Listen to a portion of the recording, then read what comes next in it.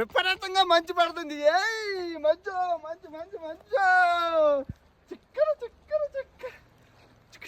ఓలమ్మో ఓలమ్మో మంచు తుఫాను మంచు తుఫాను మంచు తుఫాను. ఓలమ్మో ఓలమ్మో ఓలమ్మో ఓలమ్మో ఓలమ్మో ఓలమ్మో.